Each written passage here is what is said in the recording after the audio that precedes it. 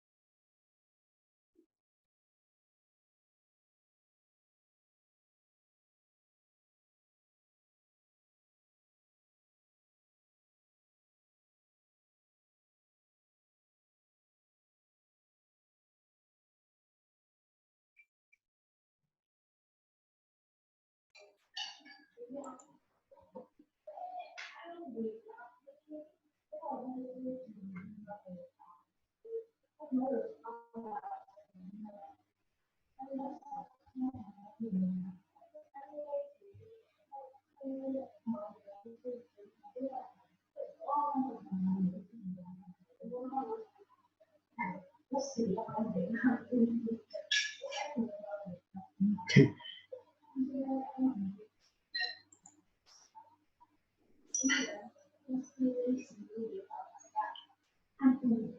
Salam inspirasi, selamat malam Bapak Ibu sekalian, selamat berjumpa kembali di program acara INIUniversal atau Initiative Universal.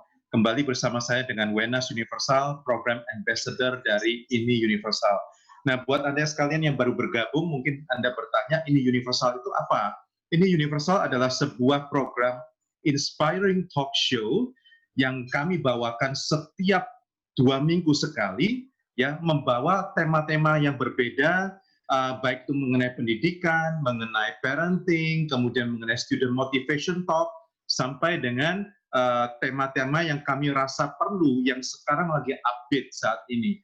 Bapak Ibu, sekarang kita lagi mengarah kepada satu negara, ya, mendiang Presiden ketiga Indonesia B.J. Habibie mengatakan negara ini dengan dikasih sebutan nama The Little Red Dot Country, ya, yaitu Singapura. Oke, baik, sebelum saya memperkenalkan satu persatu dari pembicara kita pada malam hari ini, saya ingin memperkenalkan profil dari Universal, kurang lebih sekitar 50-60 detik. Tim, silakan ditunjukkan profil kami. Terima kasih.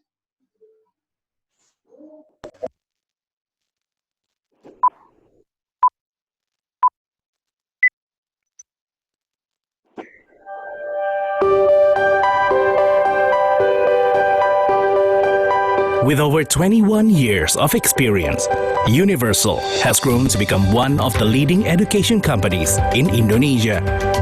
Universal continues to expand its networks by collaborating with hundreds of world-class education providers. Universal's services are not only limited to education counseling, but also to assist them achieving their dreams and their career pathways in order to bring them closer to their goal and even higher. Therefore, Universal also provides our students with exclusive services such as boot camp, summer camp, seminar, workshop, as well as study trip. Universal, your education solution partner.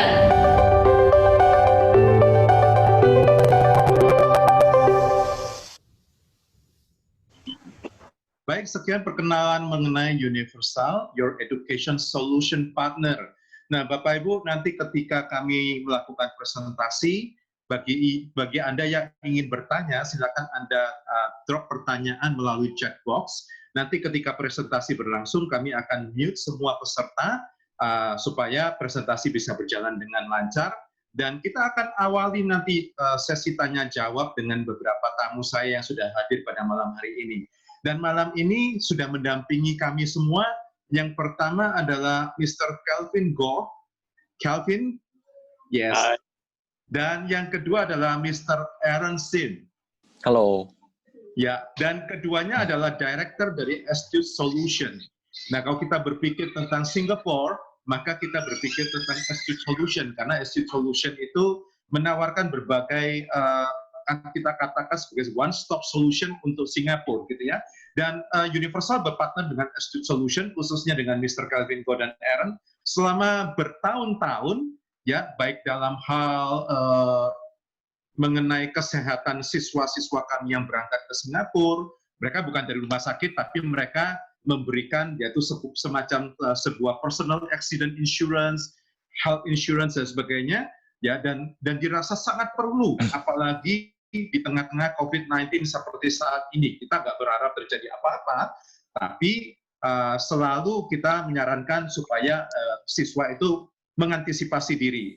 Nah, pembicara utama kita malam hari ini adalah Miss Kerlin Teo, Associate Director of TMF Group. Kerlin, are you here? Are you with me? Yeah, I think. Yes, I am. Can you hear? Yes. Yes. Okay. Ya, jadi Kerlin dari Global Business Management dari TMF Group.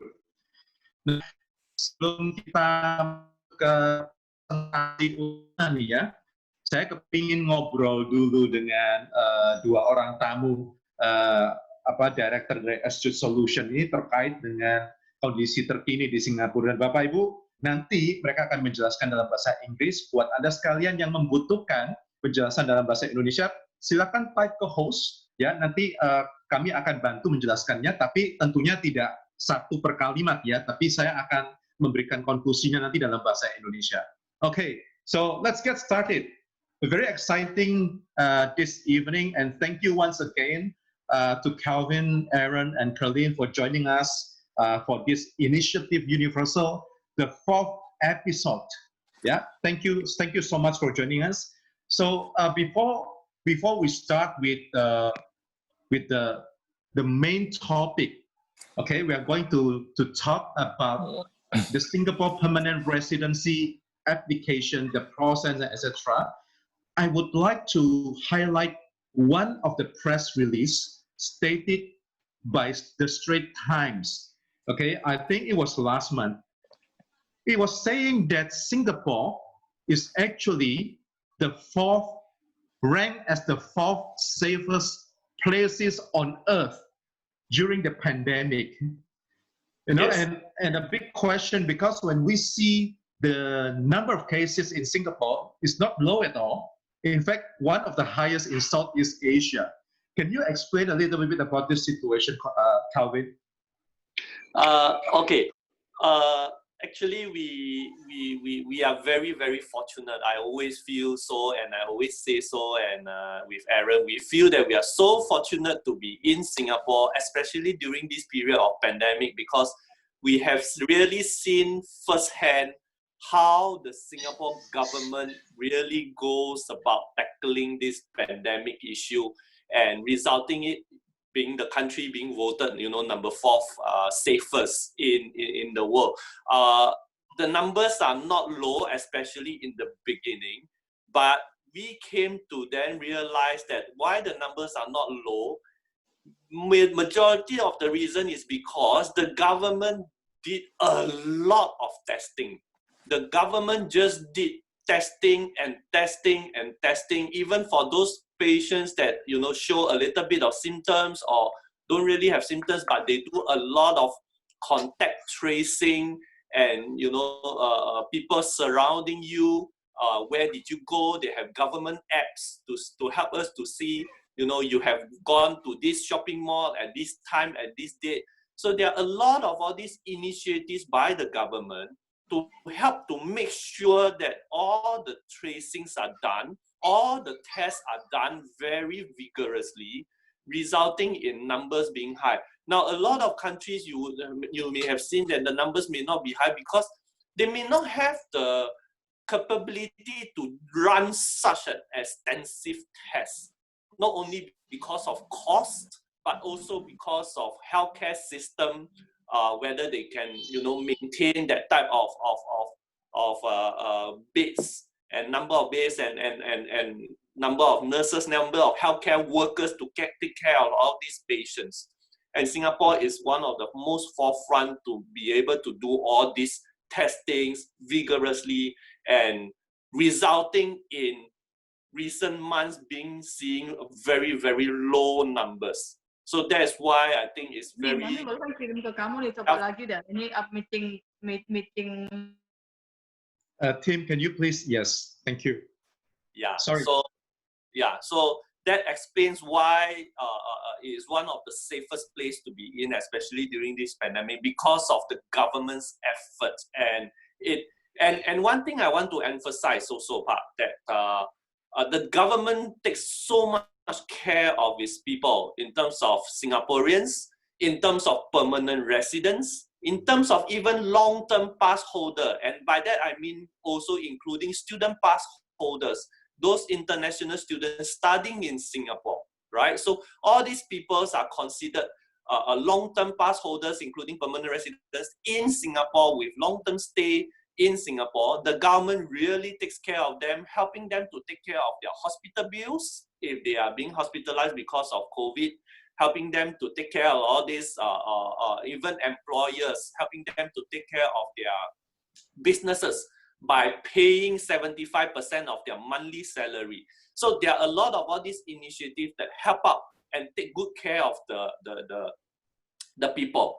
And that is why it also leads us to the importance of today's topic, why you should really consider having this sort of residency status in Singapore. Wow, thank you. Bapak Ibu, benar sekali yang dikatakan oleh Calvin ya, bahwa Singapore government mengambil beberapa langkah yang terutama adalah menjamin keamanan setiap warganya, bahkan bukan hanya warga, tapi juga permanent resident, bahkan semua murid-murid lokal dan murid internasional itu mereka berusaha untuk menjaga supaya mereka tetap aman.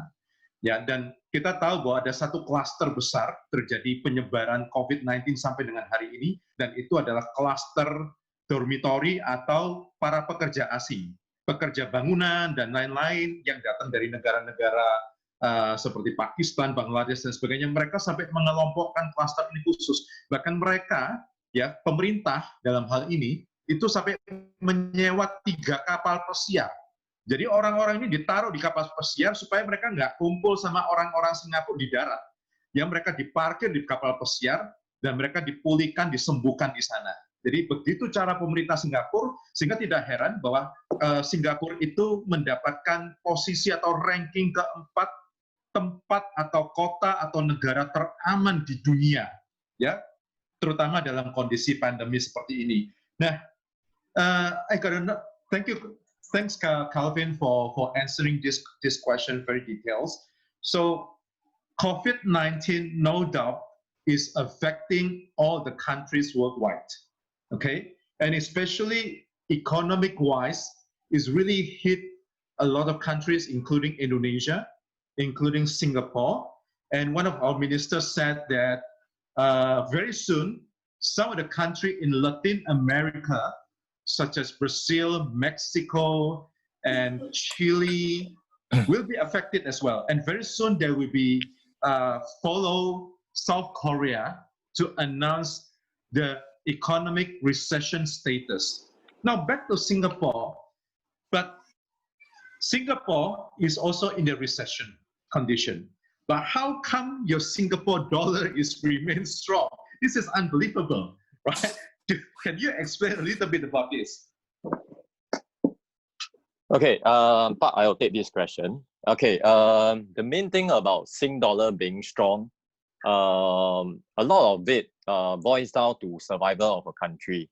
So basically, as many people will know, Singapore is a very, very small country.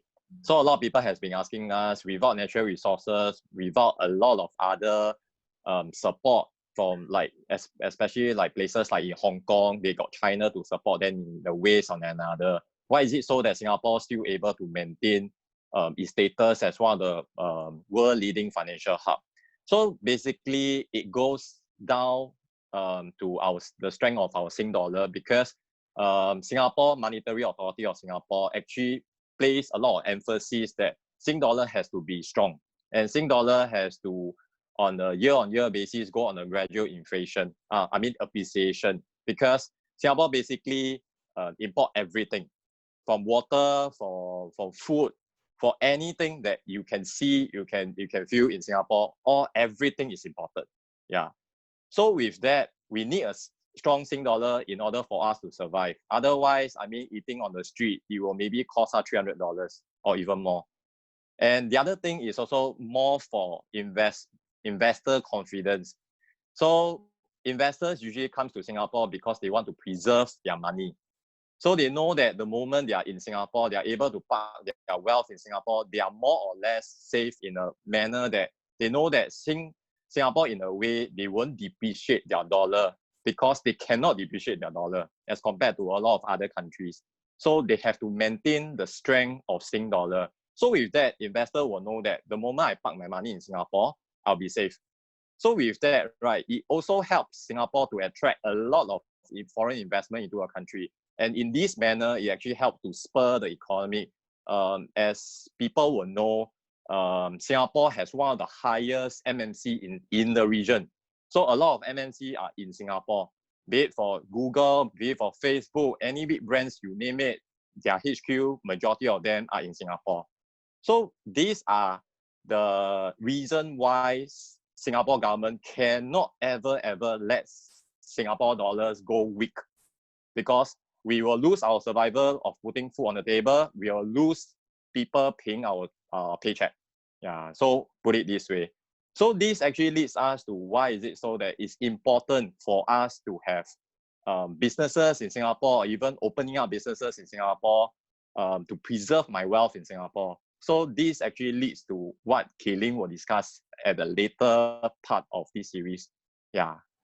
And even I heard that because of the crisis or situation happened in Hong Kong, it really gave the benefit to Singapore, right? Because Singapore suddenly got millions of dollars flow from Hong Kong to Singapore. Am I correct? Yes. Yeah. Okay. Especially during the recent time where I think China imposed the security law in Hong Kong. So that is one of the very crucial part that affected the inflow. So yeah. I should correct it. It's not million of dollar, billion of dollar. Yeah. Yes. Billion of dollar. And I remember that last time Prime Minister Lee Hsien Loong, when he was in his speech, he was saying that Singapore helped the Singaporean, right, give the stimulus and everything, is not rely on debt, is not rely on the loans. So Singapore using their own resources to support the citizen of Singapore. Yeah. Which is, compared to other countries, it's very different because Indonesia, we have a big amount of loans. That's why our currency is, I could say, relatively weak, right? Is very depend on the market situation and so forth. But having said that, I understand with your explanation, Singapore is so strong because of this reason. So thank you once again, Aaron, for explaining about this. Thank you, Pak. Bapak Ibu, kita sekarang masuk ke sesi utama kita. Ya, semua pasti bertanya, kenapa sih kok Singapura? Apa yang menjadi daya tarik Singapura? Saya yakin Bapak Ibu udah puluhan bahkan ratusan kali berkunjung ke Singapura. Saya juga yakin ada beberapa teman di sini yang punya property. You even have the property in Singapore. You have the condominium, you have the apartment. So before the COVID-19, maybe you went to Singapore once a week. That's probably happened, right? Or maybe some of you went to Singapore maybe every 2 months, every 3 months. I used to be the regular traveler to Singapore as well. With Calvin and Aaron, many times in Singapore we have dinner. Even when I was transiting in Singapore before I left for Seoul, Korea. I still remember it was in October 2019. It was my last stop in Singapore before COVID-19, right? So after having the dinner at Jewel, I still remember. Then a few months after, then COVID-19 outbreak was happening. So now we tap into the main agenda, talking. Okay, the topic is the insight of Singapore permanent resident application. So I would like to invite Kerlin to share your opinion, to share your insight to the audience. Kerlin, the session is yours. Hi, thank you. Right now I'll take over and I'll share my screen. I'm going to do a very quick presentation on TMF, then go through the agenda. Can you see the screen that I'm sharing with you right now? Not yet. Okay. Okay, while it's loading, the first few slides is just about TMF and the agenda. So I'll just do a quick introduction on TMF. TMF, we have 85 countries, and we provide company incorporation from initial setup, thereafter help to maintain the company, and of course the operation of the company, like accounting, payroll, tax, and of course work pass application, and thereafter PR application as well. So on myself, right, I belong to the global sales team based in Singapore. We are spread out across all the different regions. And I would like to go through my slides. Can you see my slides yet? No. Not yet. Not yet. Can you see now? It's loading. Yeah. Okay. It is now. Okay, so today, right, the insights of Singapore PR applications. Okay, the agenda. First, I'll cover the agenda on the eligibilities and option, who can apply for a PR and what are the options that you can go for. And thereafter, what are the benefits and obligations of a PR.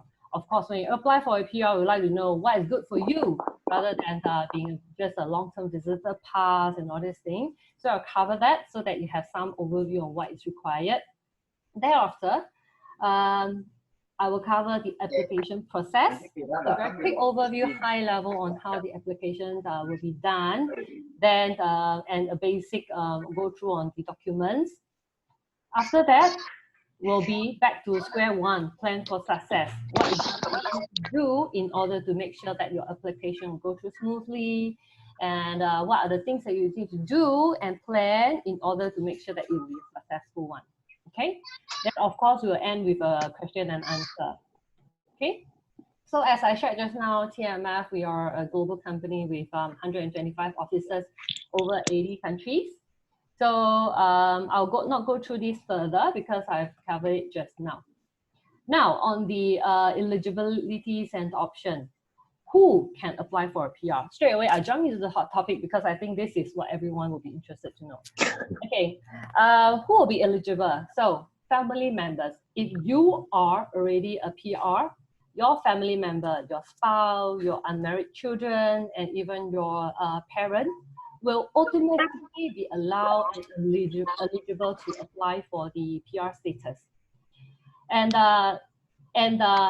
other than that, there is the PTS. We call it the Personal and Skilled Worker Scheme. This is where an individual holds an employment pass or pass. I'll go into detail what does that cover. Then, of course, there is the GIP scheme, where that individual, there's some foreign investor that they can invest in Singapore, and what they can do to get this the status through a GIP scheme as well. And of course, there's the student pass. Students studying in Singapore, I think Universal Services has mentioned that. So I will not cover too much on that part as well because I'll leave it to the subject experts. Yeah.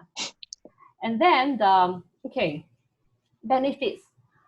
What are the benefits of a PR? So a PR, right, who will reside in Singapore, right, you can actually, right, if you are a self-employed, right, once you reside in Singapore, right, you will have the, you do not have to move out of Singapore, unlike like a visa.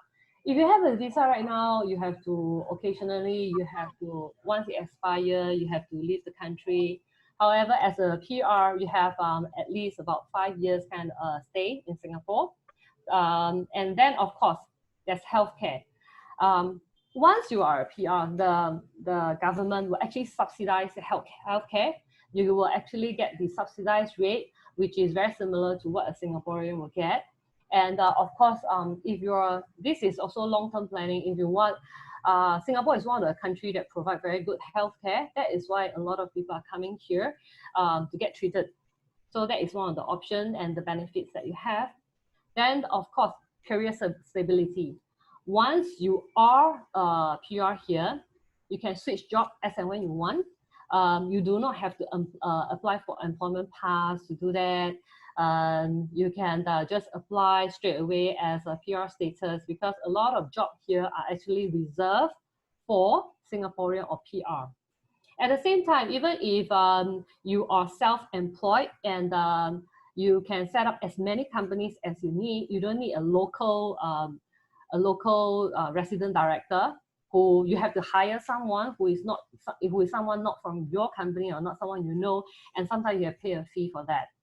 So that is the option for career stability. And of course, I think just now, property was also mentioned.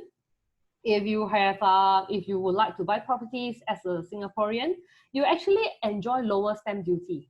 So that in itself, right, is I think the stamp duty, a lot of people are paying quite a lump sum of money, and with that, you can spend a lot of use that sum of money for a lot of things. And of course, you know, Singapore is very famous for HDB. You will be able to get HDB. It's actually public housing. It's from the open market. Any location, if you're interested, you can get them. So these are all the benefits that you can get as a PR. And of course, moving down the line, as you can see, children education. Once you are a PR, you can actually enter the local public school. You don't have to go to private school and you don't have to pay high school fee for those schools. So public school, you can go for anywhere that is near your place, a school just right beside your house. You can apply for the public school. You don't have to travel all the way to somewhere very far for that, okay? So at the same time, right, of course, there's the ease of loans. Once you're a Singaporean, once you're a PR, because of your status here, the possibility of getting loans is easier because you are committed to stay here. Unlike a foreigner, you have a lot of justification to do before they will actually get it approved. Okay, and of course, Singapore is very famous for its CPF, the Central Provident Fund Scheme. So if assuming you're getting a career here, you're hired by someone, and the government will impose that a part of your salary, right, will be calculated to go to the CPF fund. Additional, the company that hire you has to contribute a portion of the CPF fund as well.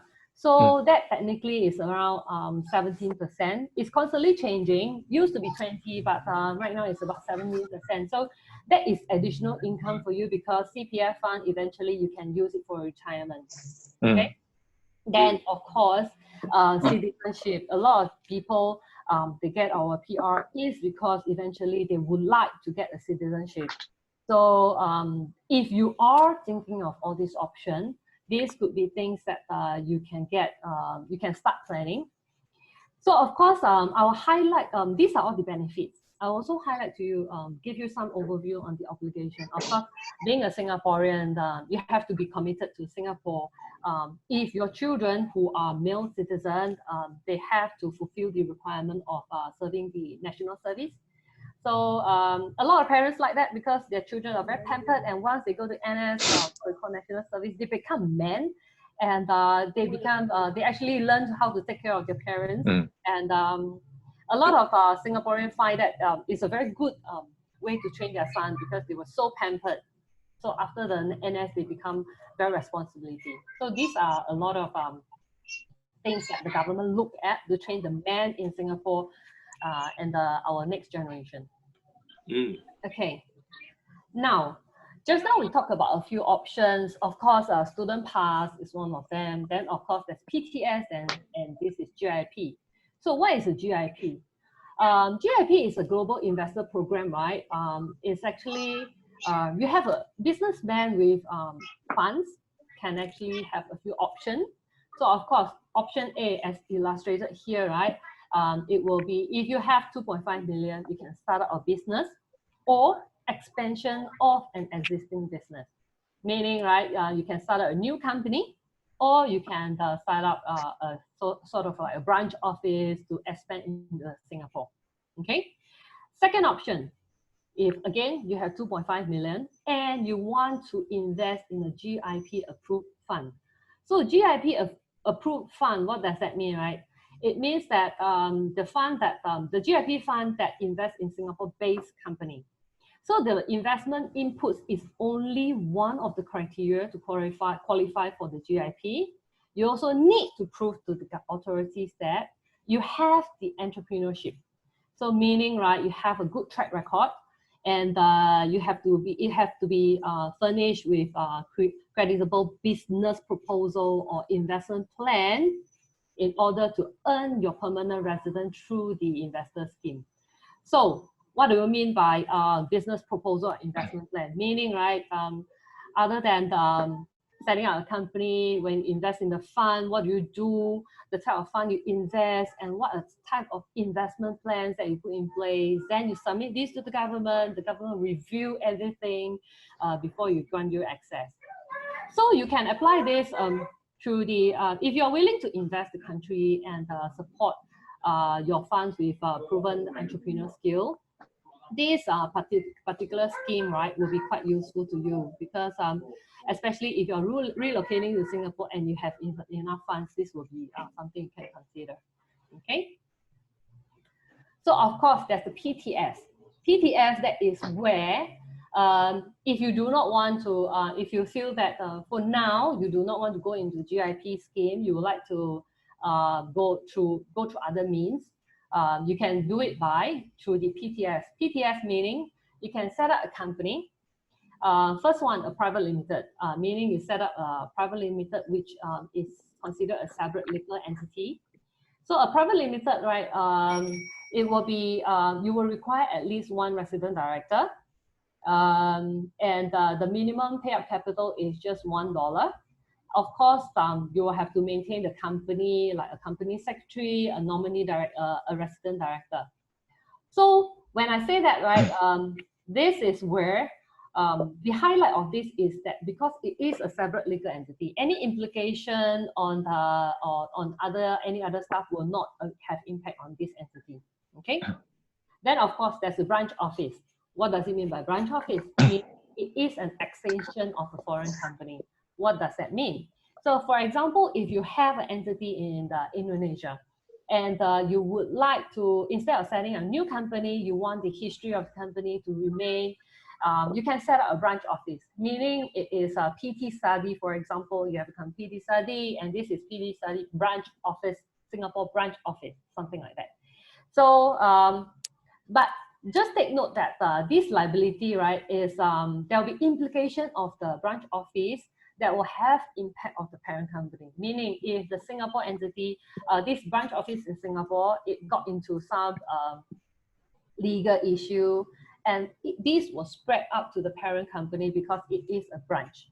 So depend on your consideration. Some company, they are just very particular about branding, or if you're fine to set up a new company, a new branch, instead of a new branch, you can set up a company, then it's up to you, okay?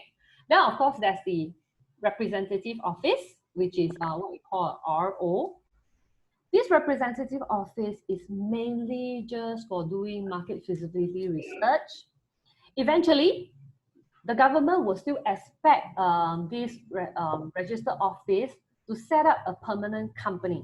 Okay, so all in all, right, all these three options: private limited company, branch office, or the representative office are the options that foreigners can set up as an entity so that they can apply and become a work pass of this company.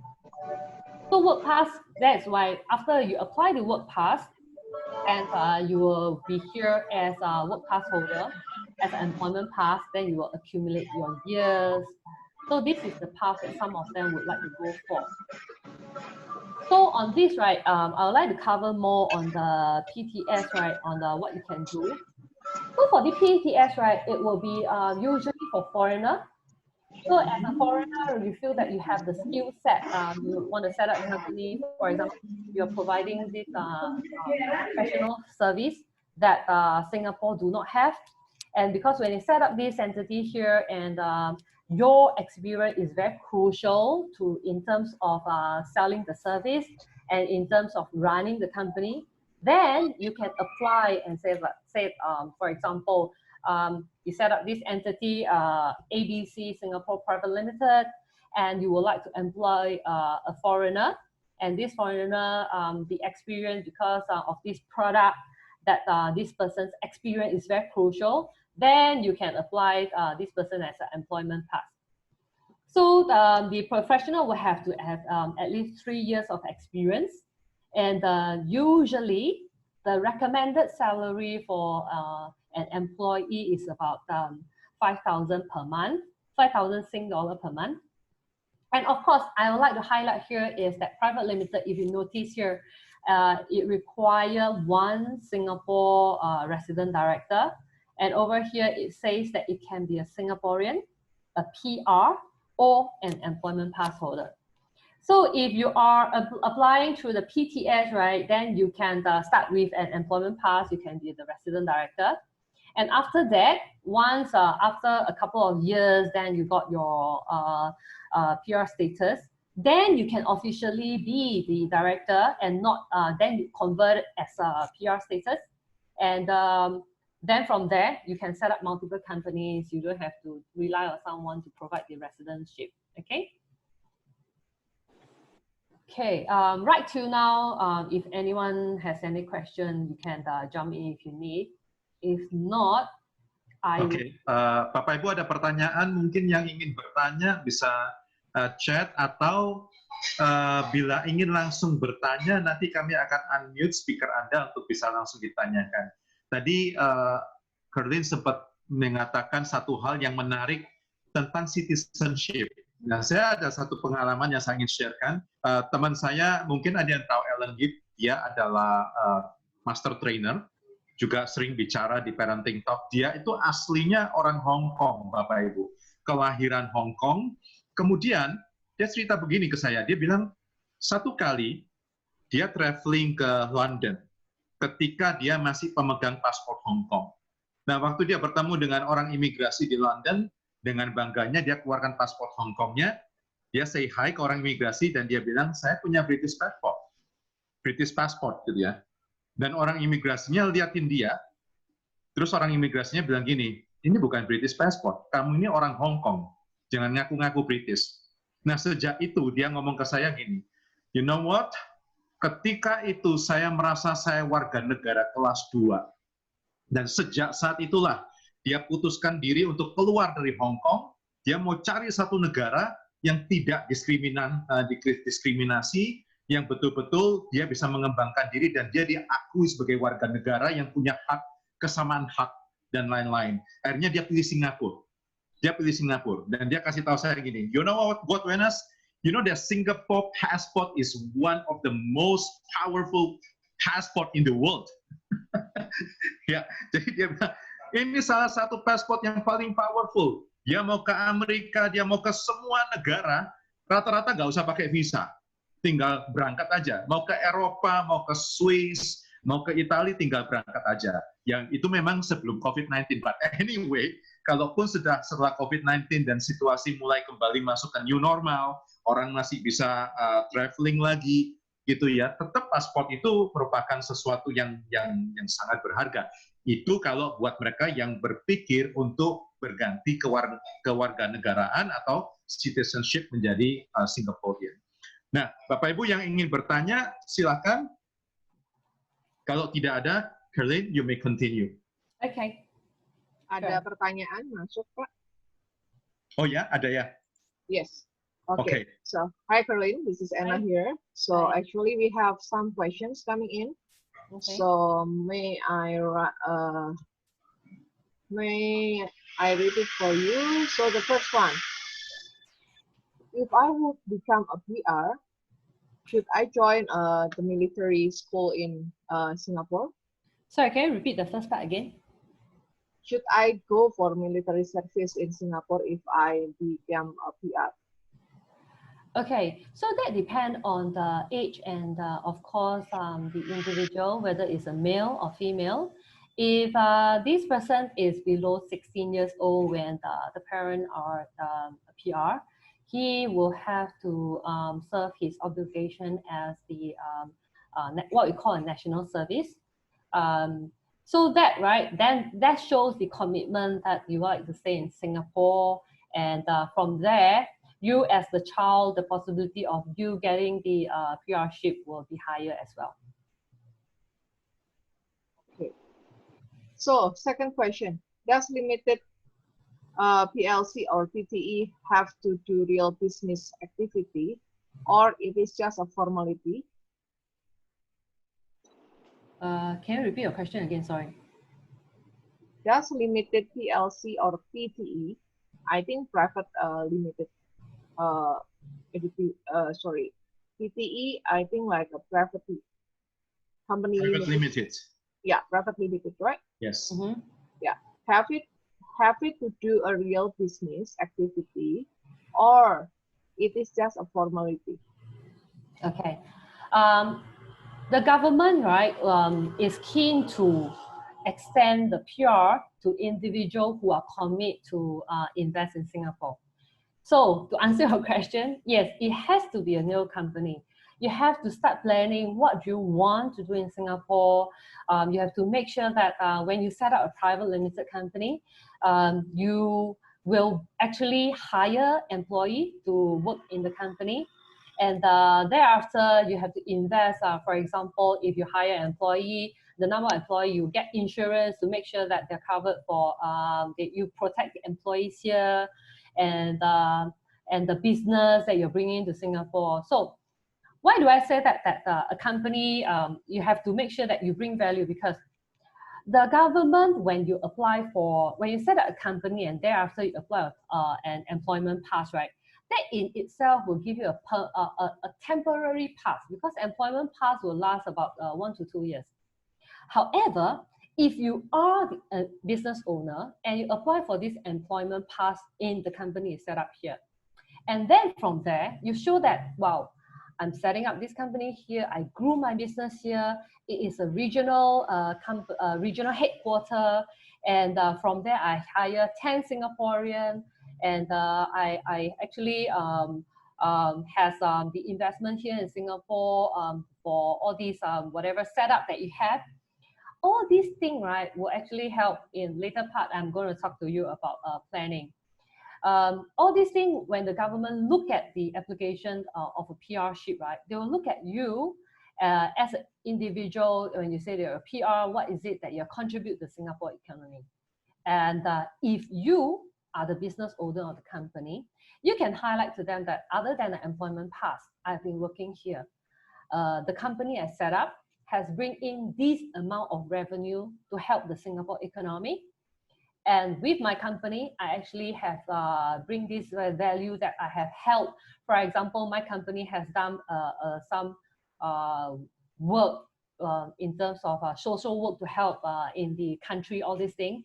You know, you have to put in all these things with the company as a whole. Company, your individual PR, your individual employment pass, everything as a whole, that will help to strengthen your PR application in time to come. Okay, I think there is a follow-up questions in regard of that. Can you elaborate on GIP approved fund? How does it work? For GIP approved fund, right, it is actually focus of a fund that helps Singapore company. So right now, right, if you have the chance, okay, to share with you, right, this GIP fund, right, if you have the chance to see, right, the eligible criteria over there, your existing business, right, most recommended is if it's Infocom, product and services, marine and offshore, and of course there are more other industry within, and I provided the link there.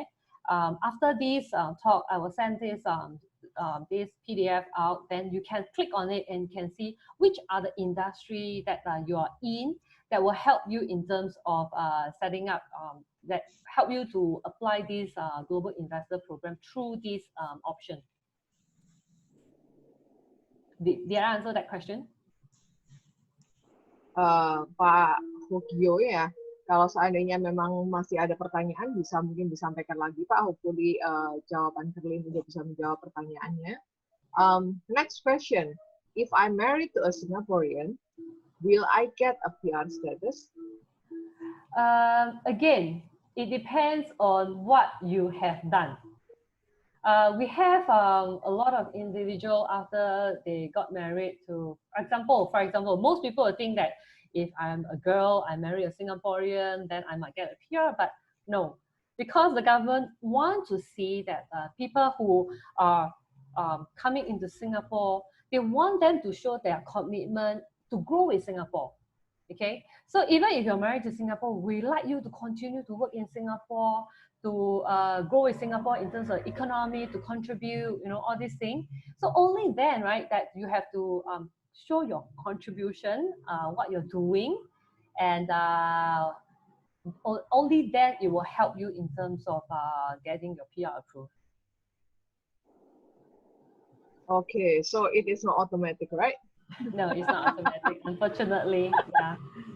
Everyone wishes it is automatic.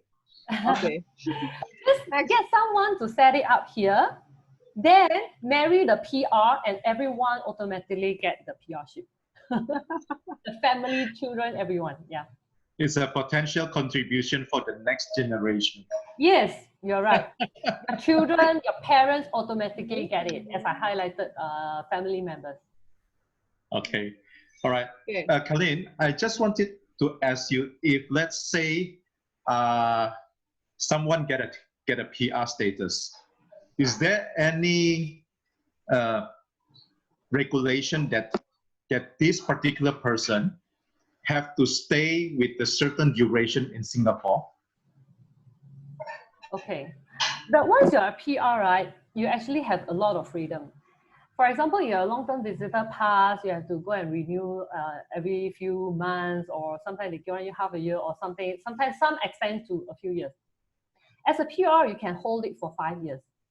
So during these 5 years, right, they extend it to you, right? There's a renewal period. After 5 years, you're supposed to renew. So ongoing, right, you have to make sure that you continue to grow your business here, because the government is really keen.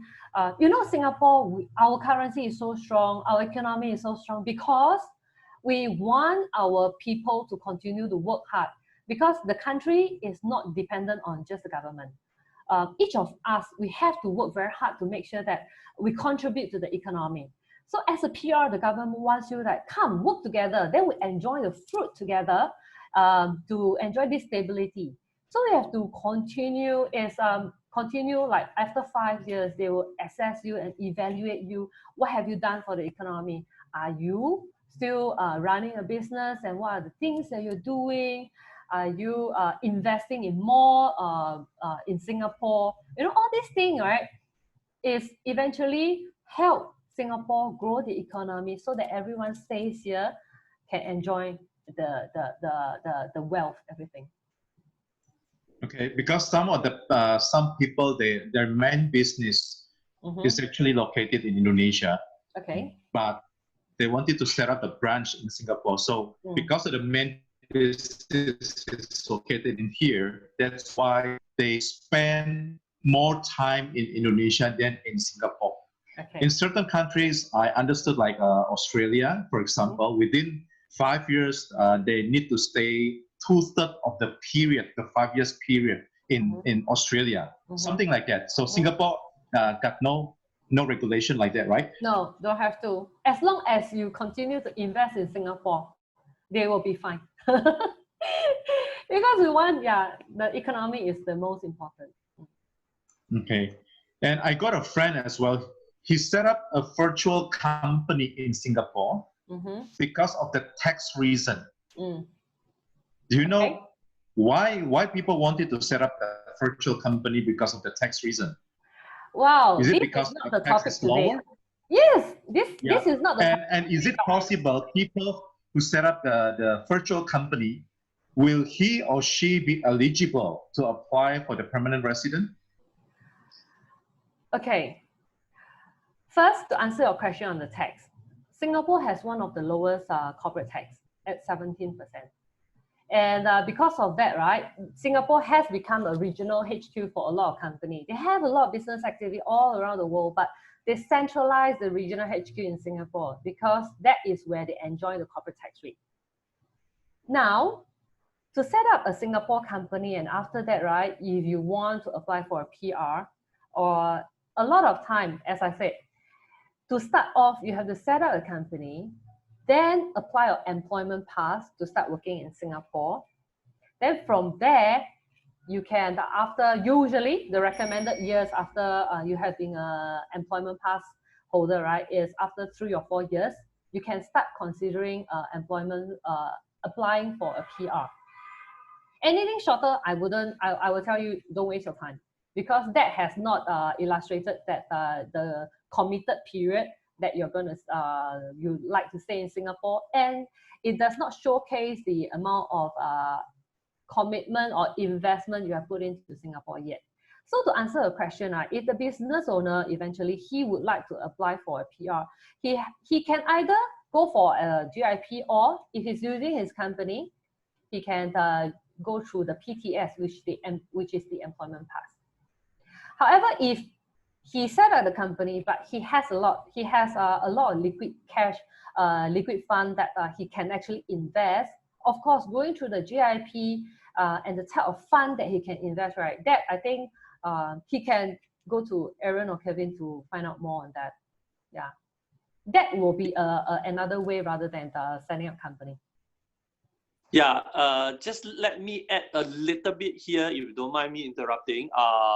A lot of what Colleen has mentioned is regards to people coming to Singapore, starting a new company, starting a new business, growing the business in Singapore over the next 3 to 4 years, etc., and showing commitment and so on. Yes, that is one of the most sought after routes. That is one of the most recommended routes. The other routes is also very, very common, especially for Indonesians and for our clients in Indonesia, is they already have got very established businesses in Indonesia. And that's why Park mentioned, Colleen also mentioned a little bit, if you already have very established businesses in Indonesia for many years, etc., it's fine. You just take the option of opening a branch office in Singapore or a representative office in Singapore. That's what Corinne has touched on. You may not necessarily look at starting a brand new company for that matter. You can look at branch office or representative office in Singapore, and you can still continue to spend majority of your time in Indonesia because that's your main focus. But because the branch office or the representative office is in Singapore, you can travel over here, you run some of the business transactions here in Singapore, and if you need, you employ 1 or 2 people in Singapore to help to run the business and things like that. So they look at all these things in terms of commitment and in terms of how you contribute as a business to the economy. It doesn't have to be a brand new one. It can be like a branch office or a rep office. Yeah, if you don't mind me adding that part. Correct. Right. Thank you, Colleen and Calvin. Colleen, you may continue your explanations, your presentation. Okay. So I think we have addressed the question and concern. So now we jump into the process. So how do you apply for the PR application? Okay. First, the application, it will be done online, and there will be a checklist on the list of items that you need to prepare. There will be a list. Start with the most minimum list. This checklist will be available on the Singapore ICA. Go there, you have to prepare all this checklist, then you do your submission online. And thereafter, right, the process will take about 6 to 12 months, that is where the ICA will do a background check. Okay, so background check based on what you have provided. You say that you have done this. Did you really do this? So you can see it takes about 6 to 12 months. You know, they are doing extensive check on you whether what you say you have done is correct. So that background check is where that is very crucial. You want to make sure that when you submit your PR application, you have all the proper records. Whatever you have done, you contribute. Make sure that you list it out in the as one of the documents. If you have done, for example, I've done this to help a particular social kind of work, or you have done this contribution to Singapore economy, list them out. Don't be shy. Okay, list them out for the government for their review to assess whether you are a good candidate. Okay, then of course, right after that there will be a meeting with the ICB.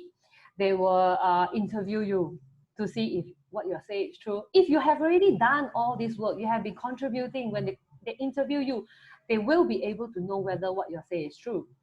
So all these things, they'll interview you, and then once they are fine, they will grant you, the PR application will grant you it will be valid for 5 years.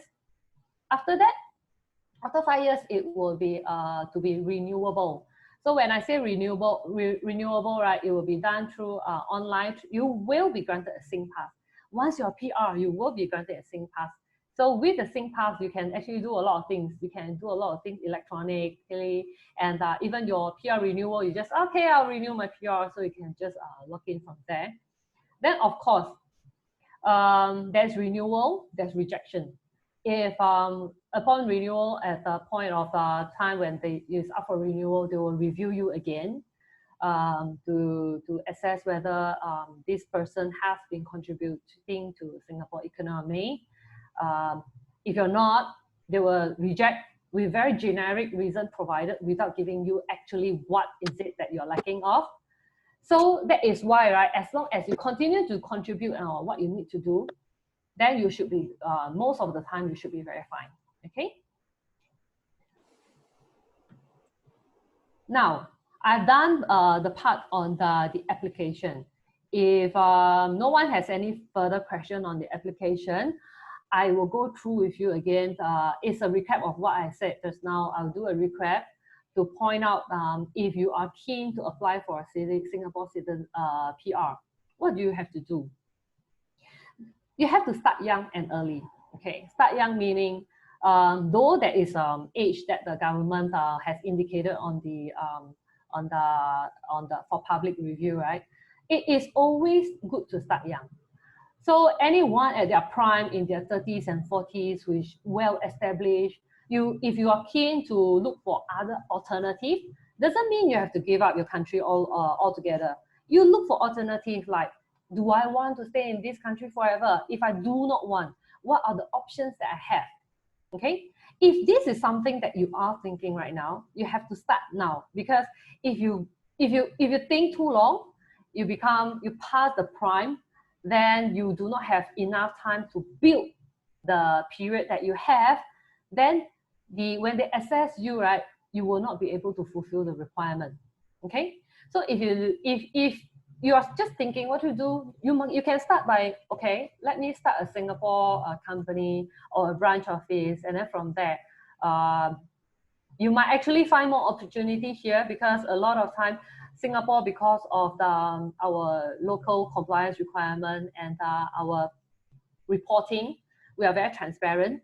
And because of that reason, right, you might actually expand your business better, because just like it was mentioned just now, we have been receiving a lot of Hong Kong company because of the stability. And not just that, because as a Singapore company, when someone doing business, when they hear it's a Singapore company, they feel that, oh, it's very safe, because Singapore has known to be a very safe place to set up business. Then, of course, once you set up a business, then you can plan.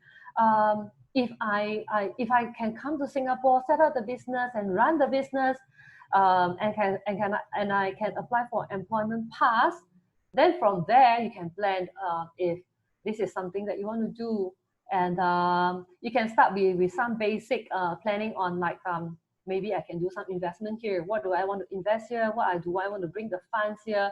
You know, all these things comes into profiling. So why do I say profiling? You know, you can say all the one that I contribute to this, I contribute to that. Eventually, it is the actual number that matters. So you have to show that I have you can say that, oh, I invested in Singapore. But what is it that you have invested? So you have to bring all these into your profile. I set up the company, I've done this, I bought this investment plan over here. Then me as employment pass, I bought some, for example, hospitalization to illustrate that I'm keen to get this plan here because I'm committed to stay in Singapore. You know, all this profiling, and then of course, just now I say about doing some contribution to the whether it's economy and bringing value, like a social kind of things that you're doing. So all these things, right, if you can start doing and plan, and of course, commitment. You cannot just do 1 or 2 years and you expect result. No, you have to start planning now. Plan something that is long term, which is best, because that will illustrate your commitment that you wanted to. This Singapore is a place that you want to spend your time here. And then, of course, all this will have to, when you plan your profile, commitment, all these things will come into place on what you contribute to Singapore, what have you done, everything will be totality as a full package. So to go back to your question, if you feel that you have the fund, you're planning to relocate to Singapore, you have sufficient fund to invest in Singapore, and then you can consider a GIP, the GIP scheme, because right, that will help you to acquire your PR status as well. And of course, GIP, again, what do you need to invest and what do you need to do? Then you have to look into it. What is the best investment plan for you before you get all these things sorted out for your GIP?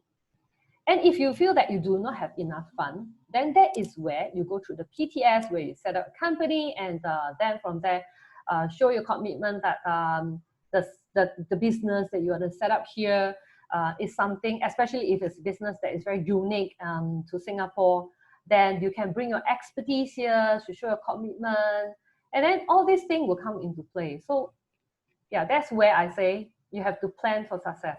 You have to plan early, long, sufficient time, and then you get the result before you submit your application.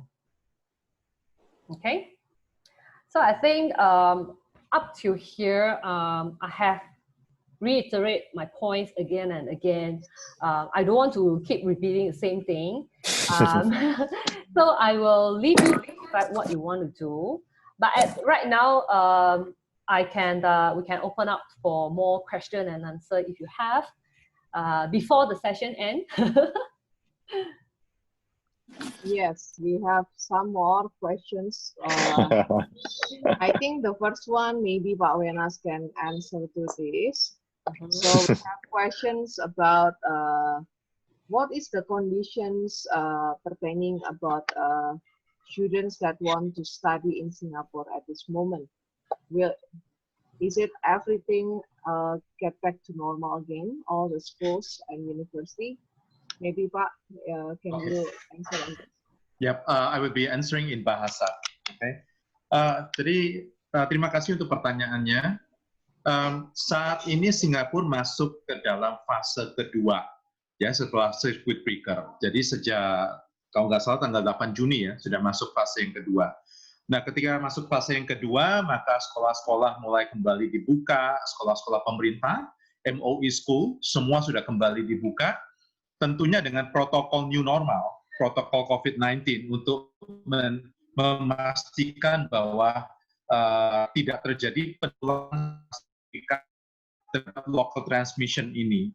Dan so far so good, angka penularan lokal cukup kecil, ya, tidak terlalu signifikan. Kemudian saat ini diutamakan terutama untuk sekolah-sekolah pemerintah, universitas pemerintah, atau sekolah yang disupport oleh pemerintah. Tanggal 17 yang lalu kami memberangkatkan murid-murid kami yang masuk di Nanyang Academy of Fine Arts, NAFA. Yeah, so this group of students, they arrive in Singapore on the 17th of July. Kemudian mereka harus menjalankan stay home notice atau SHN selama 14 hari. Dan saat ini mereka masih ditempatkan di salah satu hotel, di Villa Vendor Hotel, ya, dan mereka harus tinggal satu kamar sendirian di sana. 14 hari mereka nggak boleh keluar kamar, ya, tapi makanan semuanya dijamin, ya, dan mereka aman-aman saja selama wifi-nya masih kenceng gitu ya. Mereka bisa lihat Netflix dan sebagainya. Jadi mereka cukup enjoy dan cukup aman sih di Singapura. Bagi murid-murid kami yang sejak COVID-19 outbreak ini masih tetap di Singapura, nggak pulang-pulang, orang tua mereka banyak yang minta mereka supaya jangan pulang, stay aja di Singapura, daripada pulang ke Surabaya atau pulang ke Indonesia, kasusnya jauh lebih banyak, lebih rawan lagi. Di Singapura itu karena regulasinya ketat sekali, terutama ya misalkan keluar itu harus pakai masker, nggak pakai masker kena penalti $300 misalnya. Kemudian stay physical distancing betul-betul dilakukan secara ketat di Singapura. Jadi kita lihat kondisinya sudah sangat kondusif sekali sih di Singapura, tinggal mereka memang mereview satu persatu. Yang terakhir ini adalah tempat-tempat wisata, Bapak Ibu, dibuka. Resort World Sentosa misalnya. Kemudian Universal Studio itu sudah kembali dibuka, tapi mereka batasin jumlah pengunjungnya itu berapa orang, kemudian kalau antrian setiap wahana itu boleh berapa orang. Mereka sangat-sangat membatasi itu, dan terutama protokol pakai masker, kemudian cuci tangan, pakai hand sanitizer, physical distancing itu diterapkan secara disiplin. Nah, kembali kalau ke perkara sekolah, ini memang sementara yang sudah dijalankan adalah sekolah-sekolah pemerintah, universitas pemerintah, NTU, misalkan ya, anak NTU sudah start gitu ya. Kemudian yang swasta masih sebagian besar itu masih menjalankan pembelajaran secara online atau remote learning, atau online learning. Dan perlu diketahui bahwa Singapura ini sangat pengalaman ketika conduct online learning, sehingga ketika COVID-19 outbreak terjadi, bagi mereka bukan satu hal yang baru untuk melakukan online learning. Bagi kita di sini, banyak hal yang baru, tapi bagi Singapura, online learning itu sudah bertahun-tahun. Bahkan ketika orang-orang bekerja, mereka mengambil online learning untuk program S2, itu sesuatu yang sudah sangat biasa sekali di Singapura. Jadi untuk sekolah swasta, mereka masih menerapkan hal itu. Tadi saya baca juga pertanyaan Ibu tentang sekolah make up, ya, nanti konselor kami akan menjawab itu. Hanya saya ingin mendapatkan satu informasi yang penting begini, Bu. Sekolah apapun yang ingin dituju, entah itu vocational school, vokasi, atau sekolah yang formal, yang pasti kalau itu berkaitan dengan statusnya sekolah swasta, harus dipastikan bahwa sekolah itu mendapatkan sertifikasi EduTrust. Ya, EduTrust itu dikeluarkan oleh CPE, Committee of Private Education. Ya, oke, CPE. Jadi ini sebuah sebuah lembaga yang dibentuk oleh pemerintah Singapura untuk mengaudit semua sekolah-sekolah atau perguruan tinggi swasta yang ada di Singapura. Dan mereka hanya bisa menerima mahasiswa internasional bila mereka sudah memenuhi ketentuan EduTrust. Jadi kalau misalkan anak ibu berminat untuk apply ke salah satu sekolah, cek dulu EduTrust-nya masih berlaku enggak, atau dia punya EduTrust atau enggak, gitu ya. Dan tahun-tahun ini banyak sekolah yang EduTrust-nya sudah perlu diperbarui. Jadi di sana itu ada tanggal validasinya. Ada yang EduTrust-nya 1 tahun, ada yang 4 tahun, gitu ya. Kalau misalkan ibu ingin tanya lebih lanjut, bisa kontak salah satu konselor kami. Semoga itu menjawab pertanyaan itu. Thank you, Pak Wenas. Untuk next questions, I think there is a student here that asking, for students, will it possible to apply for PR? And if the students already got the PR, will he still need to serve the military service? I think it is the one that asking this is a boy.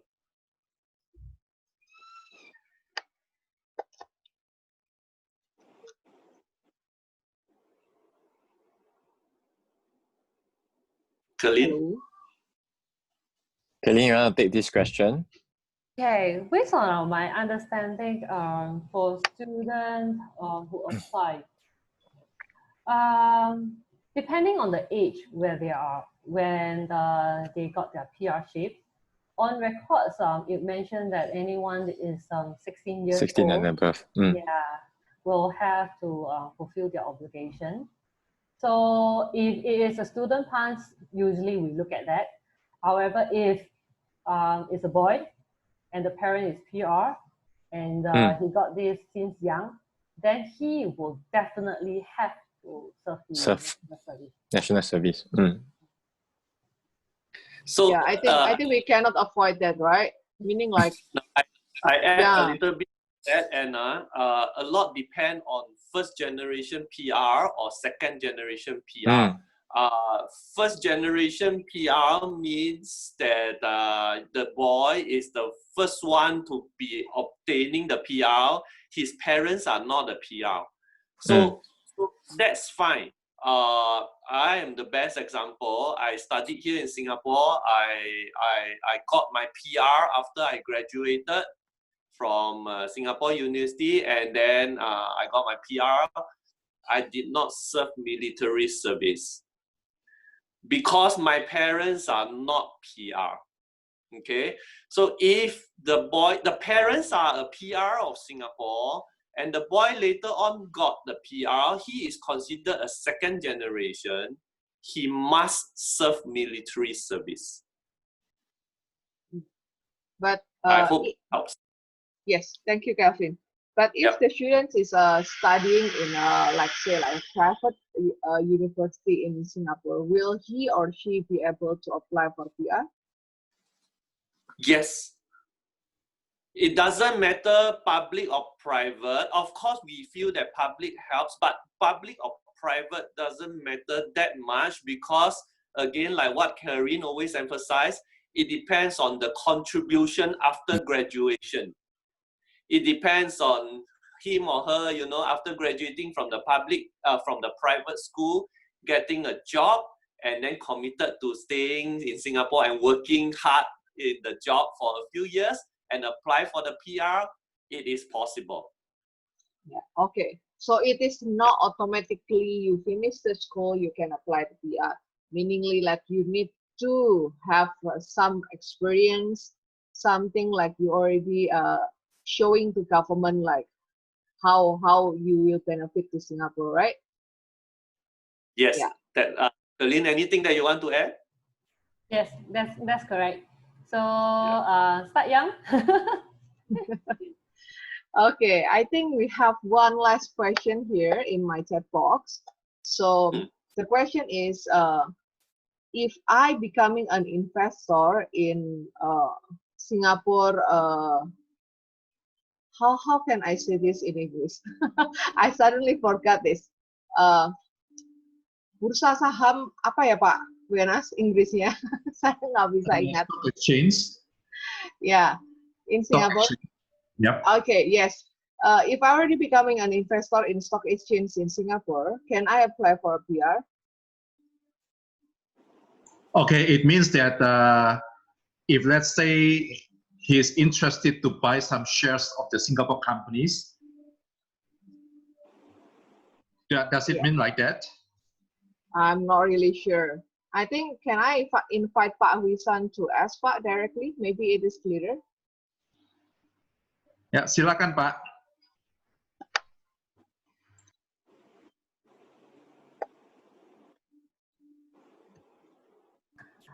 Mungkin bisa di-unmute dulu. Actually, I can contribute in terms of that. By investing in Singapore Stock Exchange itself, right, that will not enable you to apply for a PR. Because, right, for PR application, you can do it via the GIP scheme, meaning the one that I shared just now on the Global Investor Program. Let me go back to that slide, yeah? Okay, this one. So if you are investing in Singapore, you cannot just invest aimlessly. It is best that you seek the advice from for example, Kevin and Aaron, they are here to guide you on what are the GIP approved funds. So they will guide you, like for example, what are the things that you can invest in Singapore, and then from there, right, how that qualify as the GIP approved fund, right? Then you can start looking at how you can apply for your PR status. Pak Hwisan, apakah ini sudah menjawab, Pak? Ataukah ada pertanyaan yang mau ditanyakan? I think the following question is like, if my son already PR, can the parents be a PR following the son? See over here, one person be the PR, just one. Then if you get 2 parents, 5 children, all can apply for PR. Worth it, right? So no matter who gets the PR first, right? Well, you see, as long as the son has a PR, the spouse can become a PR, okay? Then the children, as long as they are not 21 years old, so boy can be a PR but serve national service, okay? Then, of course, the parent can also apply for a PR. Okay. Yes, okay, wait, Anna, I have to add also, the parent, right, can apply for the PR once this PR, right, becomes a Singapore citizen. Oh, okay. So meaning the son need to be a Singapore citizen before the parents can apply for the PR. Yeah. Yes. Okay. Hopefully it is answering all the questions. Jadi mungkin yang tadi untuk yang student mungkin Ena jelaskan sedikit dalam bahasa Indonesia. Buat teman-teman yang masih sekolah di Singapura, kalian harus lulus dulu, harus bekerja dulu. Buktikan dulu loyalitasnya ke Singapura, baru kalian mungkin bisa apply PR at the end of the day. Okay. I'll get back to you, Pak Wenas. Alright, thank you. So, Bapak Ibu, kalau masih ada pertanyaan bisa sambil dipikirkan. kami akan lanjutkan dengan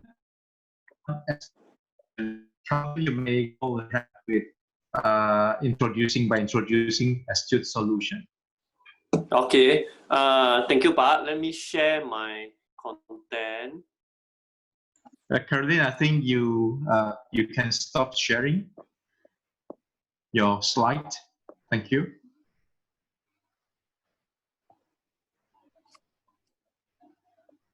Can you all see?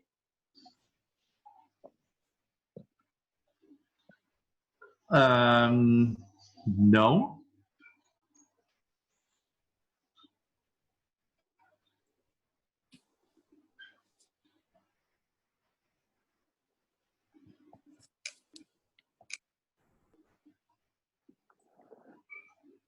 I already shared my screen. Can see my screen?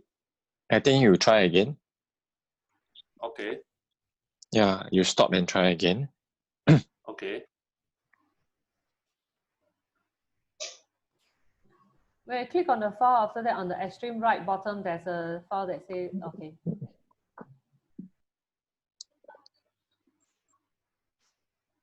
Can see? Yes. Yeah. Can I? Hello? Yeah, can see. Yeah, very quickly, thank you very much, Corinne, for your presentation. It's so insightful. I will very quickly touch a bit on astute solutions, and it's just a 3 to 5 minutes thing. Now, our company is basically a one-stop solution, okay? One-stop solution, as you can see here. These are all the various services that we provide for our clients. And when we set up these astute solutions, basically we target and the main objective is to help overseas clients to settle down in Singapore. Okay, now so when you are in Singapore, anything that you need with regards to education here, with regards to immigration services, with regards to starting a company in Singapore, with regards to some medical services and hospitalization and setting out of will and trust in Singapore, and even some insurance and financial planning, all these various services, right from the day you step foot onto Singapore, we will be able to assist you. Okay, so we really understand that, being a foreigner coming to Singapore, maybe you feel that you're a bit lost. You don't know what are the right procedures, what are the right documentations, what are the right steps for you to do. Let us help you from, even from your kids' educations and finding the right schools and so on. We work very closely with Universal Services and so on. And recently, because we see a very, very strong demand, especially from clients from Hong Kong, we all along over the years, we have served clients from Indonesia, Vietnam, and China. So these few are our main countries that we help clients to start a business here and to open up a company and open up an office and things like that here. Okay. Now I move on to a very short corporate video that we have done. Very short.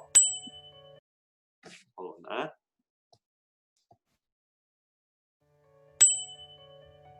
Good fortune is what happens when opportunity meets with planning. Opportunities come knocking on our doors from time to time. But when they do, are we prepared to grab them? Have we done sufficient planning to make the most of them? Or are we just waiting for things to happen? Let's break them down. Education management, financial management, tax management. Education management. How could you ensure that the significant currency exchange rate drop seen in the 1997 Asian economy crisis or 2008 global economy crisis will not affect your ability to pay for your child's school fees? What if your child wants to stay in Singapore permanently after his studies? What happens if your child meets with any accident or is required to stay in a hospital for treatment? Is the sudden huge amount of hospital bill going to be a concern for you? Financial management. Do you want to have funds in a country where it is independent and stable in its currency? Do you want to be in a low-tax environment where you can save more to do what you wanted to do? Do you want to have certainty of the value of your wealth, regardless of how currency exchange rate shifts in the long run? Tax management. Are you paying high taxes in which you feel could have been saved to expand your business or benefit your family? How confident are you that you will not pass down your payable taxes to your loved ones after you pass away? Do you want to reduce your tax legally? We have got all the suitable solutions for you. Talk to us today. We provide the following services: education services, immigration services, property, business incorporation, risk management, will and trust, medical services, payment services. Good fortune is what happens when opportunity meets with planning. Astute Solutions. Okay, thank you. I think we always reiterate again this tagline, or this famous quote from Edison. Good fortune is really what happens if the opportunity comes along, but you have all along been planning for it. And I think Kerlin just now also keep emphasizing on this part. We really need to start planning, and when the opportunity comes, then we will know what to do. We will not do the wrong things and waste unnecessary resources. Okay, now the last one is a QR code going to our Astute Solutions website. Please scan, and then you can find us there. You can find our contacts there also. And please feel free to always contact either me or Aaron. And I will leave it as that for Astute Solutions. Okay, thank you, Pa. You can take over. Let me stop my. Thank you, Calvin. Thank you, Kerlin. And thank you, Aaron. Bapak Ibu sekalian, buat yang ingin bertanya, tetap kita punya waktu beberapa menit ke depan untuk silakan drop pertanyaan. Saya hanya ingin menjelaskan satu hal begini, bahwa Universal positioning kami adalah spesialis di bidang pendidikan. Kami lebih daripada konsultan pendidikan. Kalau orang banyak mengatakan, oh, Universal Agency, bukan. We used to be the education agent, but now we are moving towards as an education company. It means that we provide enrichment program. We are working very closely. Kami bekerja sama dekat sekali with Singapore Tourism Board. Singapore Tourism Board itu ada di bawah payung dari Kementerian Industri ya dan Perdagangan dari Singapura. Jadi saya kerjasama dan company kami kerjasama dekat sekali dengan pemerintah Singapura. Oleh karena itu banyak program-program pemerintah, terutama yang berkaitan dengan pendidikan yang kami lakukan bersama-sama. Nah, saya ada sedikit informasi sebelum kita mengakhiri. Mungkin tim bisa sharekan informasi melalui slide. Dan Bapak Ibu, perlu saya informasikan bahwa program Initiative Universal atau INIUniversal ini merupakan kolaborasi dari semua kantor-kantor kami yang baik yang ada di Jakarta, Universal Jakarta, Universal Surabaya, Universal Malang, maupun Universal Denpasar. Jadi kalau Bapak Ibu berasal dari kota-kota itu, silakan approach semua kantor cabang kami untuk bertanya informasi lebih lanjut. Tapi kalau misalkan ingin bertanya tentang immigration, sorry to say ya, kami bukan expert di bidang itu, jadi kami pasti akan mengarahkan ke Astute Solution untuk masalah immigration. Kalau tertarik tentang investasi, properti, dan sebagainya, itu expertise-nya Astute Solution. Baik, tim silakan di-sharekan informasinya. Baik, informasi pertama yang ingin saya sharekan adalah program kami yang akan datang. Ya, ini merupakan putaran kedua online Singapore Edu Fair, dan perlu diketahui bahwa ini adalah satu-satunya online Edu Fair yang ada di Indonesia. And what is making this online Edu Fair is so different because their government universities, Singapore government universities, will be involved in this Singapore Edu Fair. And this is the only edu fair yang melibatkan universitas pemerintah Singapura. Kadang-kadang orang tua bertanya, universitas ini ikut nggak? Universitas itu ikut nggak? Yang pemerintah semua yang ditanyakan ya. Bapak Ibu tahu nggak? Susah banget untuk melibatkan universitas pemerintah. Kalau nggak punya reputasi yang kuat, nggak punya kerjasama dengan pemerintah Singapura, itu sangat sulit untuk minta mereka untuk ikut. Jadi kami bersyukur bahwa ada beberapa universitas pemerintah, salah satunya Singapore Universal Technology and Design, yang universitas ini didirikan atas kerjasama pemerintah Singapura dengan MIT, Massachusetts Institute of Technology, universitas ranking 1 dunia yang turut membidani berdirinya SUTD. Kemudian universitas kedua adalah SUSS, Singapore University of Social Sciences. Ya, itu ada di tanggal 1 Agustus jadwalnya.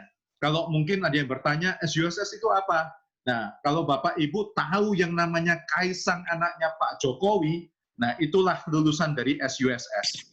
Ya, Kaisang itu adalah international student pertama, batch pertama yang lulus dari SUSS. Kemudian hari kedua kami punya agenda juga, ada beberapa penawaran scholarship sampai dengan 95% dari SPJ School of Global Management, salah satu business school yang masuk di dalam ranking 100 besar dunia.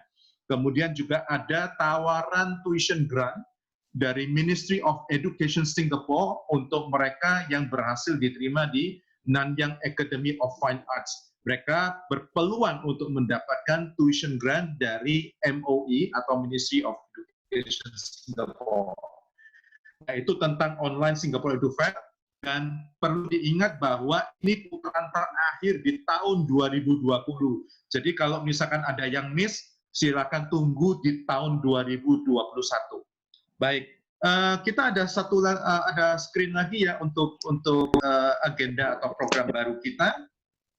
Ya, ini Instagram Live tanggal 28 Juli, minggu depan bersama William English, tapi kampus yang Singapore. So William English is one of the most famous hospitality school in Australia. It is owned by Australian government, and it is one of the largest TAFE, yeah, technical and further education, owned by Australian government. And a few years back, they started the new campus in Singapore. So now students, if you want to study, start in the close to home. So you may choose to study in Singapore. Then you may progress with a degree, a top-up degree at William English in Melbourne, Australia. Oke, jadi ini ada Instagram Live. Kemudian kita juga punya program baru lagi, Bapak Ibu. Jadi ini kami punya INIUniversal. Kami juga punya program baru yang namanya The Singapore Story. Ya, ini adalah Instagram Live. This new program is brought by Astute Solutions and Universal. So this is our collaboration. So once a month, we will come up with all the updated story about Singapore, because there are so many people are asking Singapore situation. Even last June, ya, ada teman yang ngirimin foto-foto Singapura sempat tergenang. Ada foto dari MRT, ada foto dari beberapa sudut di kota, ya. Saya ditanyain, benar nggak ini? Ya, saya aja baru tahu gitu loh kalau Singapura tergenang. Saya akhirnya chat sama Calvin dan Aaron, saya tanya, benar ya ini Singapura tergenang? Mereka bilangnya banjir. Ya, tapi mereka berdua dengan santainya mereka bilang, ya, it's for a while only, Pak, a few minutes. Nanti pasti surut-surut juga, 1-2 jam pasti surut. Singapura banjirnya nggak pernah lama kok, meskipun dulu sempat ada banjir yang sempat parah ya, Orchard Road sempat tergenang, tapi mereka udah melakukan banyak sekali perbaikan. Ya, The Singapore Story is a new program, so it will be only once a month. Ya, kita akan mengangkat berbagai topik. Yang lalu kita bicara tentang immigration juga. Nah, yang akan datang kemungkinan kita akan bicara tentang Singapore dollar. Kita bicara tentang SGD. Tadi saya sempat kasih intronya sedikit, kok bisa ya SGD kok kuat begitu ya? Bapak Ibu yang pegang SGD, ya ditahan dulu, jangan dilepas. Ya, percaya saya deh, tahan dulu. Ya, tahan dulu. Baik, kita ada di akhir dari acara kita. So Calvin and Aaron and Kerlin, would you like to conclude before we end this program this evening?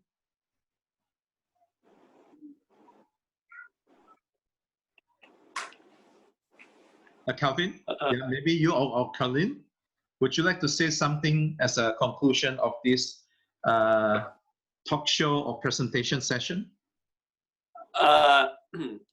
From my point of view, I hope I can be a very, very good example or a good ambassador in a way, because I am a Malaysian. I'm not a Singaporean. I'm a Malaysian, and I came to Singapore to study since primary 5. So I knew the system well. I knew how it works. So I hope I can be a good example whereby I went through the whole education in Singapore, and I'm so proud of going through this education. And then after I graduated, like I said, I was offered the permanent resident. I have been a permanent resident of Singapore till today. So like what Corinne mentioned, I was having this 5 years validity of a PR. I was still holding this. I'm still holding this PR now. Every 5 years I have to renew. And every 5 years I will renew by telling the government it's online renewal. So I tell the government what I've been doing for the past 5 years, what are the work, what is the contribution. In fact, actually they have all my records, they can check easily. So it's a very, very honored status that I feel I'm holding, because of work. We have always been traveling to many countries, especially around the region. We have been to Vietnam, we have been to so many countries. And if I really compare among the countries, I would say that Singapore, in terms of system, in terms of safety, in terms of stability, be it economically wise or politically wise, all these factors are very, very important for us to, choose a place that we want to call home. So I'm very happy that I managed to have this choice to stay in Singapore for the long term, and I hope I can be here till the day I say bye bye to everyone. And it has been a very, very honored thing to host. I urge everyone to really seriously consider applying for this status here, be it through GIP, Global Investor Program, or be it through setting up companies here in Singapore, be it through studying here and then going through the education route. All these options that Colleen mentioned is a possibility, but it's something that definitely leads to a very, very bright future, if you ask me. Okay, Aaron? Yeah. Yeah, actually to conclude everything, so actually the main thing is for us to have something in Singapore, be it in terms of companies and so on. The main thing is really that Singapore is really set out as a hub for ASEAN in a way, yeah, for us to tap into the financial services and so on. So it's not just about the PR manner that people set out companies in Singapore. It's really like what Pak Wenas had mentioned. It's really a lot of companies setting out, being set out in Singapore is really to tap into the taxation systems and so on. So it's really a place for us to make sure that we optimize the resources that we have, because I believe that there's a lot of Indonesian businesses whereby you do a lot of export to other countries. So yes. Companies also use Singapore as a point for them to consolidate their sales, their money, their accounting in Singapore before they send it back to Indonesia and so on. So Singapore is definitely a gateway for anybody to want to go out of ASEAN or come into ASEAN.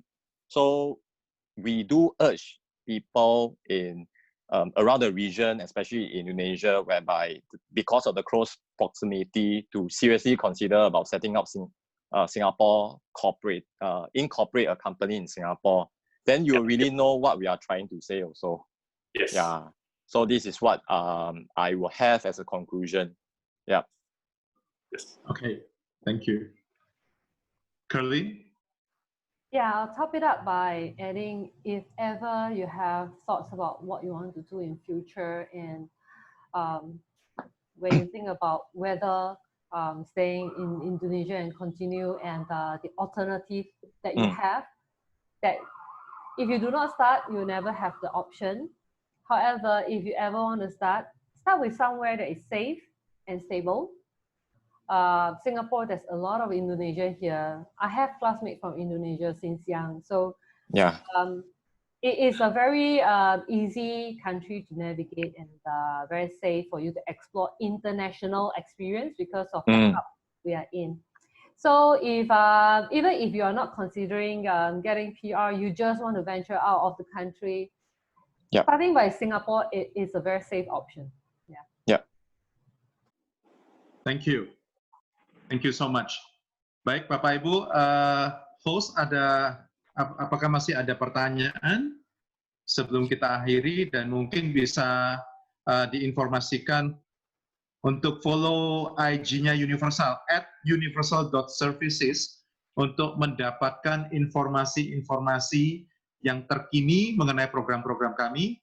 Kami setiap minggu, hampir setiap minggu selalu ada Instagram Live, kemudian diikuti dengan banyak sekali agenda-agenda yang lain.